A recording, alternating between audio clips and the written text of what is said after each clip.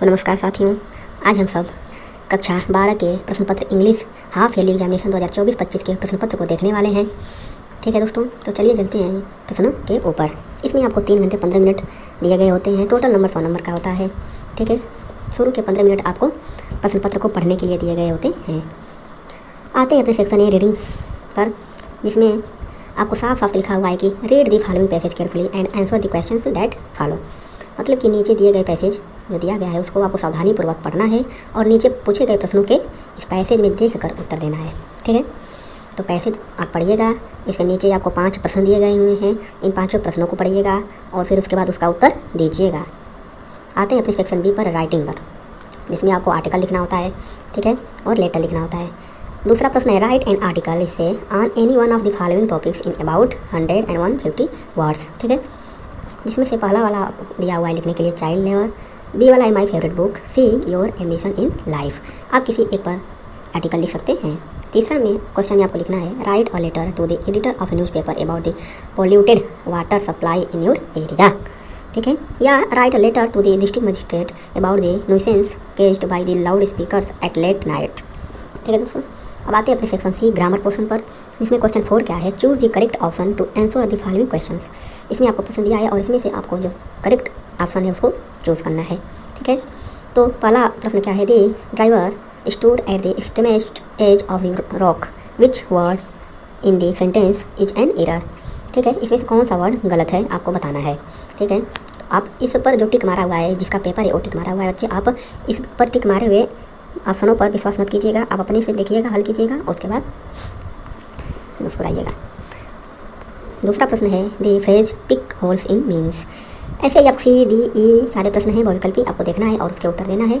ठीक है, आते हैं 5वें प्रश्न पर। 5वां प्रश्न है change any one of the following sentences into indirect speech. ठीक है, आपको डायरेक्ट दिया हुआ है, 2 क्वेश्चन दिए हुए हैं डायरेक्ट के और उसको इनडायरेक्ट में स्पीच में बदलना है। ठीक है, इसमें से पहला प्रश्न पूछा है he said let me go to zoo tomorrow. दूसरा प्रश्न है he said may God pardon this sinner. ठीक है, बी वाला प्रश्न पूछ रहा है change any one of the following as directed. अब यहाँ पर आपको इनडायरेक्ट दिया हुआ है और उसको डायरेक्ट में चेंज करना है। He is very slow, he can not win the race. Simple से सेंटेंस है में चेंज करना है। ठीक है, यहाँ पर आपको क्वेश्चन में दिया हुआ है कि इसमें चेंज करना है, सिंपल सेंटेंस में इसको चेंज करना है। दूसरा प्रश्न है you are liar this is known to all, इसको कॉम्प्लेक्स सेंटेंस में चेंज करना है। ठीक है दोस्तों, अब आते हैं अपने अगले प्रश्न पर, जिसमें से सी वाला प्रश्न है transform any one of the following as directed. इसमें भी वही है, क्वेश्चन में आपको दिया हुआ है कि पहले को इनटू पैसिव में बदलना है और दूसरे को आपको नेगेटिव सेंटेंस में बदलना है। ठीक है, डी वाला क्वेश्चन है correct any one of the following sentences. आपको 2 क्वेश्चन दिया है, जिसमें से कोई एक को क्या करना है, सही करना है। ठीक है, जिसमें से एक को क्या करना है, करेक्ट करना है। ई वाला है use any one of the following pair of words in your own sentences so as to make the difference in their meaning clearly. ठीक है, इसमें से आपको 2 उच्चारण करने पर एक ही होगा, लेकिन इनके मीनिंग अलग अलग होंगे, तो आपको उनकी व्याख्या करनी है कि रिफ्यूज क्या होता है और रिफ्यूज क्या होता है। ठीक है, उसी तरह सेंसिटिव क्या होता है और सेंसिबल क्या होता है। ठीक बच्चे, आते हैं क्वेश्चन नंबर 6 पर, जिसमें आपको ट्रांसलेट करने के लिए बोला हुआ है समय मनुष्य का सबसे बड़ा शत्रु है, इसका पालन न करने वाला मनुष्य कभी सफल नहीं होता। बीता समय लौट कर नहीं आता। कहा जाता है कि नदी की लहर और समय की गति किसी की प्रतीक्षा नहीं करती, इसलिए समय के साथ चलना सदैव लाभदायक होता है। छात्रों के लिए तो समय का एक एक क्षण बहुत मूल्यवान है। उन्हें समयबद्ध ढंग से अपनी दिनचर्या बनानी चाहिए। समय का पालन करने वाला व्यक्ति जीवन में कभी असफल नहीं होता है। बहुत अच्छा लिखा हुआ है। सेक्शन डी पर आते हैं, लिटरेचर पर, जिसमें आपको क्वेश्चन के आंसर देने होते हैं। ठीक है, यहाँ पर लिखा हुआ है साफ साफ answer the following questions in about 40 words each.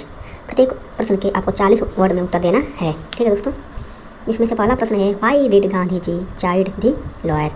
ठीक है, गांधी जी लॉयर को क्यों डांटते हैं। ठीक है, नहीं आ रहा है तो नीचे दिया हुआ है what did Douglas do inside the water to save his life. ठीक है दोस्तों, बी वाला प्रश्न है who was Mukesh, where did he belong and what was his ambition. या what happened when church clock struck 12। Question number 8 answer any one of the following questions in about 80 words. How is Mukesh, question number first है how is Mukesh different from the other bangle makers at Firozabad. Question B how did Gandhi ji reach Champaran and what did he do there. Question number 9 पर आते हैं, जिसमें आपको दिया हुआ है read the following extract and answer the questions that follow. ठीक है, इसको आपको अच्छे से पढ़ना है और नीचे प्रश्न दिए गए हैं उनके आपको उत्तर देना है। ठीक है दोस्तों, आते हैं अपने 10वें प्रश्न पे। 10वें प्रश्न में क्या बोला है कि आपको किसी एक पोएम पे कि क्या लिखना है, सेंट्रल आइडिया लिखना है। ठीक है ना, जिसमें से फर्स्ट वाला बोला है अ थिंग ऑफ ब्यूटी, दूसरा है माई मदर एट 66, तीसरा है कीपिंग फिट। तीनों पर से आप किसी एक पर भी लिख सकते हैं। 11वां प्रश्न क्या है, answer the following questions in about 40 words each, जिसमें से पहला प्रश्न है how did doctor Sadao operate the white man, या what does one feel in Antarctica, how is it captured visually. B प्रश्न है why did the tiger king decide to marry, या why could Charlie never find the third level. Question number 12, answer any one of the following questions in about 80 words. Question number A है describe Antarctica in your own words on the basis of the lesson journey to the end of the earth. B वाला प्रश्न है what was the vow of the Maharaja, how did he fulfil it and what dangers did he face.